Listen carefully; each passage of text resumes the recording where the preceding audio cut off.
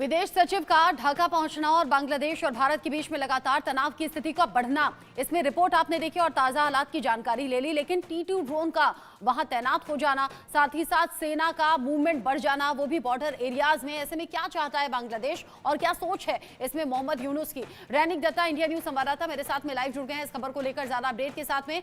रैनिक, मोहम्मद यूनुस के दिमाग में आखिर चल क्या रहा है और सबसे बड़ी बात यह है कि क्या ये सिर्फ प्योरली मोहम्मद यूनुस का दिमाग है या पाकिस्तान के हाथों की कठपुतली अभी वो बन चुके हैं, और विदेश सचिव का ये दौरा क्या हालात को किसी भी तरीके से सुधरने के संकेत हैं? देखिए, मोहम्मद यूनुस के दिमाग में क्या चल रहा है वो बोलना बहुत ही मुश्किल होगा, मगर मोहम्मद यूनुस के दिमाग में क्या चल रहा है ये दो तीन जो वो तस्वीर से साफ हो रहा है कि मोहम्मद यूनुस जो है उनको किसी एक शक्ति के तरफ से उनको परिचालित किया जा रहा है। या बोल सकते हैं मोहम्मद यूनुस किसी एक का हाथ का काठपुतली बन चुके हैं, क्योंकि एक तरफ जब बांग्लादेश में हिंदुओं के ऊपर हमले का घटना घट रहा है, उसको लेकर कोई कार्रवाई अभी तक इंटरिम गवर्नमेंट की तरफ से नहीं किया गया।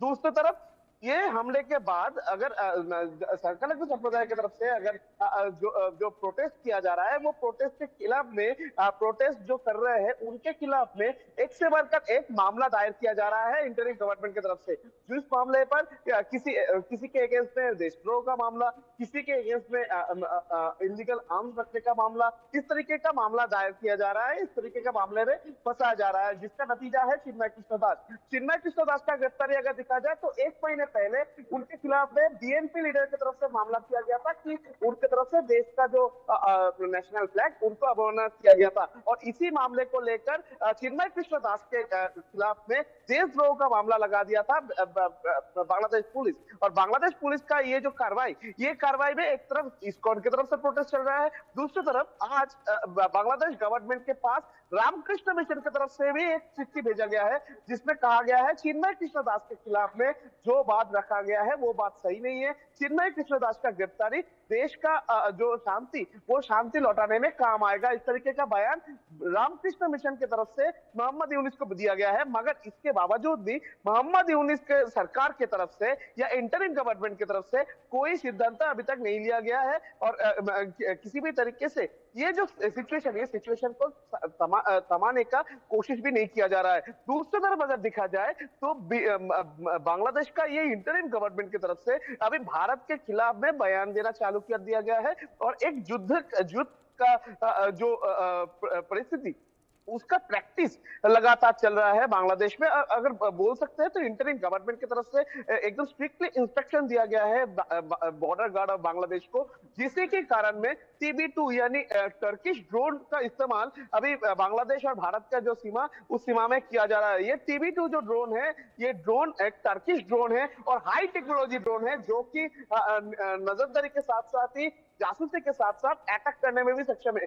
इस तरीके का ड्रोन बॉर्डर लाइन में डिप्लॉय करना, यानी ये मोहम्मद यूनुस का दिमाग में अच्छा तो कुछ नहीं चल रहा है। मोहम्मद यूनुस का दिमाग में ऐसा कुछ चल रहा है जो बांग्लादेश और भारत का जो रिलेशन का जो मजबूत पिलर था उसमें दरार पैदा कर रहा है। दूसरी तरफ अगर देखा जाए तो बहुत सारे भारतीय नागरिक बांग्लादेश में रहता है, वो भारतीय नागरिक के ऊपर भी अभी आंच आने लगा है, क्योंकि कुछ दिन पहले भी देखा गया एक स्टूडेंट बांग्लादेश में पहुंचा था भारत से, उनको पूछा गया था वो कहां से आया है, भारत से आया है बोलने के बाद ही उनको मारकर उनको हॉस्पिटलाइज किया गया, उसके बाद उनको भारत में लौटाया गया। इस तरीके का जो घटना बार बार से चल रहा है, उसमें से दिखाई दे रहा है कि बांग्लादेश का अभी जो आर्मी उनके तरफ से उनको भी हाई अलर्ट में रखा गया है, एयरफोर्स को हाई अलर्ट में रखा गया है। तो कुल मिलाकर ये जो सिचुएशन अगर हम लोग बयान कर रहे हैं, ये सिचुएशन देखने के बाद एक बार भी नहीं लगता है कि मोहम्मद यूनुस का नियत कुछ अच्छा है,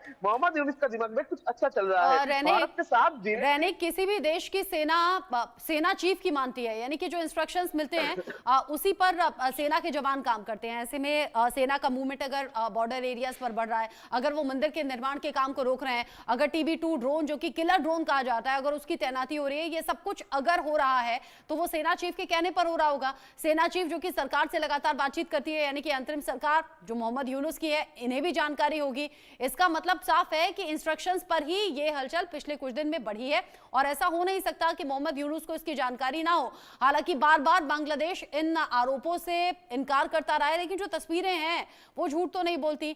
जहां जगह जगह हिंदुओं को टारगेट किया जा रहा है, जहां जगह जगह धार्मिक स्थलों को तोड़ा जा रहा है, अभी इस्कॉन में भी 2 इस्कॉन में आग लगा दी गई, देवी देवताओं की मूर्तियों में आग लगा दी गई।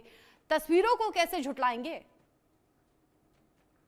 हाँ, एकदम ही देखिए जो मूवमेंट अभी हो रहा है, एयरफोर्स का रेड अलर्ट में रखना, बीजेपी को हाई अलर्ट में रखना, बीजेपी का प्रोएक्टिवनेस काम करना, इस तरीके का जो मूवमेंट, ये मूवमेंट तो किसी के कहने पर ही हो रहा है। वो आर्मी चीफ ही हो सकता है, और आर्मी चीफ को कंट्रोल कौन करता है? गवर्नमेंट की तरफ से कंट्रोल किया जाता है। तो इंटरिम गवर्नमेंट का नाक के सामने से ये सब घटना घट रहा है। इंटरिम गवर्नमेंट को कुछ मालूम नहीं है, ये सही नहीं होगा। मोहम्मद यूनुस सब जानते हैं और जानबूझकर ही इस तरीके का घटना घटा रहा है, हरकत कर रहे हैं। और इसी सिचुएशन में सबसे महत्वपूर्ण है कि मोहम्मद यूनुस का गवर्नमेंट का जो एक्स एम्प्लॉय, या तो बोल सकते हैं आर्मी का जो फॉर्मर मेजर हो, फॉर्मर जो जनरल हो, इनके तरफ से जो बयान दिया जा रहा है, अगर देखेंगे तो कल एक वीडियो सोशल मीडिया में आया था, जिस वीडियो में देखा जा रहा था बांग्लादेश में ढाका में एक रैली चल रहा है। उस रैली से मेजर की तरफ से कहा जा रहा है कि अगर उनको टाइम मिले तो 4 दिन के अंदर कोलकाता, यानी पश्चिम बंगाल के कोलकाता में बांग्लादेश का झंडा लहराएगा। इस तरीके का बयान दिया जा रहा है। ये बयान दिया जाने के बावजूद भी इंटरिम गवर्नमेंट की तरफ से भारत और बांग्लादेश, ये दोनों देशों के बीच में रिलेशन को अच्छा रखने के लिए कोई स्टेटमेंट नहीं जारी किया जा रहा है। बांग्लादेश का गवर्नमेंट की तरफ से बार बार से कहा जा रहा है कि भारत की तरफ से बांग्लादेश को लेकर अफवाह फैला जा रहा है। इस तरीके का बयान भी सामने आ रहा है। মানুষের জন্য এখানে আমার তো কোনো চাওয়া পাওয়া নেই।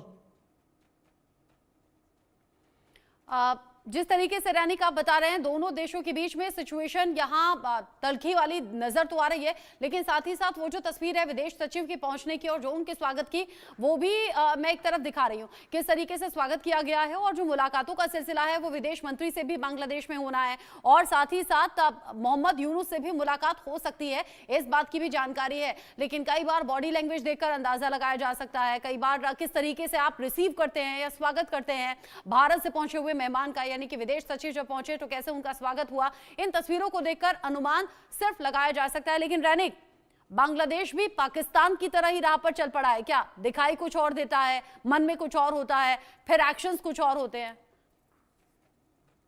देखिए, आज जो भारत का जो विदेश सचिव, उनका जो सफर, इस सफर को लेकर बांग्लादेश और भारत दोनों देशों के पास ही उम्मीद है, क्योंकि बांग्लादेश का अभी का जो फिलहाल सिचुएशन और उसके साथ भारत के साथ बांग्लादेश का जो रिलेशन, ये दोनों का क्या हो सकता है, दोनों में अगले दिन क्या हो सकता है, वो आज का ये सफर के ऊपर एक उम्मीद रख सकते हैं। क्योंकि आज जो मीटिंग होने वाला है, जिस मीटिंग में आज एफओसी का मीटिंग है, मीटिंग के बाद जब भारत का विदेश सचिव और बांग्लादेश का विदेश जो सचिव है उनके साथ मुलाकात होगा, और उसके बाद विदेश जो मंत्री है उनके साथ भी बांग्लादेश का, उनके साथ भी भारत का जो विदेश सचिव, उनके साथ मुलाकात होगा। ये मीटिंग में सबसे महत्वपूर्ण 2-3 चीजों के ऊपर बातचीत हो सकता है। जैसे कि सूत्रों के हवाले से खबर मिल रहा है कि ये मीटिंग में सबसे महत्वपूर्ण जो चीज को लेकर चर्चा हो सकता है वो है शेख हसीना को लेकर कल भी इंटरिम गवर्नमेंट। आप अपनी बात यहीं से आगे बढ़ाइएगा। बातचीत होगी, मुलाकात होगी तो कुछ इंपॉर्टेंट इश्यूज पर बात होगी, और इस इंपॉर्टेंट इशू में आपने सबसे पहले शेख हसीना का जिक्र किया, यानी कि शेख हसीना को लेकर कोई बातचीत यहां भारत और बांग्लादेश के बीच में हो सकती है। लेकिन इन सब के बीच ही भारत से युद्ध की तैयारी भी बांग्लादेश कर रहा है, और इसे बिल्कुल झुटलाया नहीं जा सकता। युद्ध की तैयारी कर रही है बांग्लादेश की फौज, जो कि बॉर्डर एरियाज पर नजर आ रही है। बांग्लादेश ने पश्चिम बंगाल की सीमा पर TB2 ड्रोन तैनात किए हैं, जिसे किलर ड्रोन कहा जाता है। तुर्की से लिया हुआ यह ड्रोन है। बांग्लादेश ने तुर्की वाले खतरनाक ड्रोन की तैनाती यहां बॉर्डर एरिया पर कर दी है। साथ ही साथ TB2 ड्रोन हमले में साथ साथ जासूसी का भी काम करता है, यानी कि न सिर्फ अटैक करने के काम आता है बल्कि जासूसी के भी काम आता है। और इस ड्रोन की तैनाती बहुत से इंडिकेशंस देती है साथ ही साथ असम बॉर्डर पर जहां 6 घुसपैठिए पकड़े गए। खुद मुख्यमंत्री हेमंत बिस्व शर्मा ने इस बारे में जानकारी दी थी। भारत से तनाव लगातार बांग्लादेश का बढ़ रहा है और भारत से तनाव के बीच ही बांग्लादेश के करीब पहुंच गया है पाकिस्तान, यानी कि इस मौके का फायदा पाकिस्तान लगातार उठाने की कोशिश करता हुआ नजर आ रहा है। पाकिस्तान की चाल में ये कहिए कि बांग्लादेश फंस गया है। भारत से तनाव के बीच में बांग्लादेश से नजदीकी पाकिस्तान की देखी जा रही है और पाकिस्तान के लिए बांग्लादेश से जल्द ही फ्लाइट भी शुरू होने वाली है। ये सीधी फ्लाइट होगी पाकिस्तान और बांग्लादेश के बीच में। ऐसे में समझिए कि जिस पाकिस्तान से टूटकर अलग हुआ बांग्लादेश, यानी कि वहीं से टूटकर बना बांग्लादेश, अब वापस से पाकिस्तान के साथ नजदीकी कर रहा है और पाकिस्तान की वीजा की बांग्लादेश में स्पेशल छूट भी मिलने वाली है। ये सभी बातें ऐसी हैं जो बता रही हैं कि पाकिस्तान ने एक ट्रैप बनाया, एक जाल बनाया रेडिक, और उस जाल में यहां सीधे तौर पर फंस गया है बांग्लादेश। हाँ, एकदम ही देखिए, कुछ दिन पहले से दिखाई दे रहा था कि बांग्लादेश के साथ पाकिस्तान का जो रिलेशन धीरे धीरे अच्छा होने लगा है। मगर ये रिलेशन अच्छा होना और भारत के खिलाफ में, भारत के अगेंस्ट में कोई साजिश रचना, ये दोनों में ही माहिर है पाकिस्तान के तरफ से बांग्लादेश के सामने एक ट्रैप रखा गया था, जिस ट्रैप में अभी मोहम्मद यूनिस का ये गवर्नमेंट आ चुका है बोल सकते हैं। क्योंकि कुछ दिन पहले देखा गया था बांग्लादेश का पोर्ट में पहली बार, यानी 1971 के बाद पहली बार देखा गया कि पाकिस्तान का कोई नाव पहुंचा, उधर से सामान उतरा गया, उसके बाद सामान उठा, उसके बाद नाव चला गया। ये इससे रिलेशन चालू हुआ। अभी पाकिस्तान की तरफ से कहा जा रहा है कि बांग्लादेश और पाकिस्तान ये दोनों के बीच में एक डायरेक्ट फ्लाइट चालू करने वाले हैं और उसके साथ साथ ही बांग्लादेश में पाकिस्तान का वीजा को लेकर स्पेशल छूट भी होने वाला है। यानी बांग्लादेश का ये जो इंटरिम गवर्नमेंट, ये जो नया गवर्नमेंट, ये नया गवर्नमेंट का जो हालचाल, इसमें से साफ लग रहा था कि